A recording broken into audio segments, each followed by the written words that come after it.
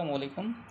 বাংলাদেশের বর্তমানে জনপ্রিয় কন্টেন্ট ক্রিয়েটর রিপন মিয়া ভিডিও, যিনি মানুষকে দুর্দান্ত কিছু ভিডিও বা ওনার সিম্পলিসিটির যে ভিডিওগুলা, ফ্রেশ ভিডিওগুলা দিয়ে মানুষকে অসাধারণ বিনোদন দিচ্ছেন, এবং সেই সাথে বড় বড় কন্টেন্ট ক্রিয়েটররা বা ইউটিউবাররা ওনার সাথে ভিডিও বানাইতেছে।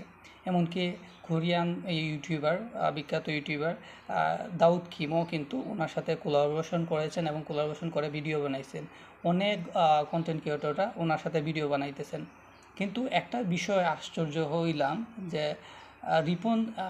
রিপন ভাই এখনও উনি কাজ করে খাইতেছেন। আমার মনে হয় না যে উনি কন্টেন্ট ক্রিয়েশনের মাধ্যমে অনেক বেশি টাকা ইনকাম করতে পারতেছেন।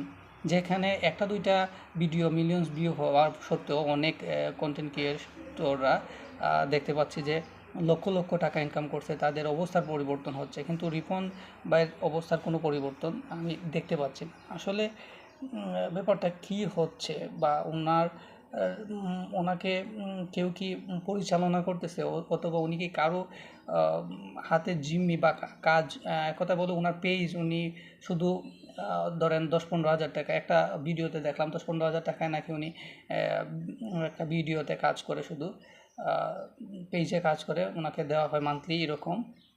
কিন্তু ওনার তো এত ভিউ হওয়া সত্ত্বেও উনি মনিটাইজেশন খুব সহজেই পাওয়ার কথা, কিন্তু ওনার সিম্পলিসিটি, ওনার বাড়ি ঘর বা উনি যে ভিডিওর মাধ্যমে যেগুলো প্রকাশ করলো সেগুলা থেকেই বললাম। কিন্তু আমার কাছে মনে হয় নাই যে ওনার আর্থিক অবস্থার কোনো পরিবর্তন হয়েছে।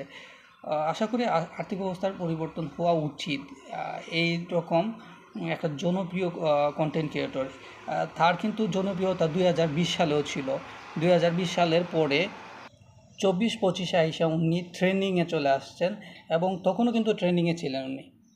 এখনও ট্রেন্ডিং, এখন তো পুরা খাপায়া দিতেছেন। বড় বড় ইউটিউবাররা, কন্টেন্ট ক্রিয়েশন যারা করেন তারা ওনার সাথে কোলাবোরেশন করতেছেন।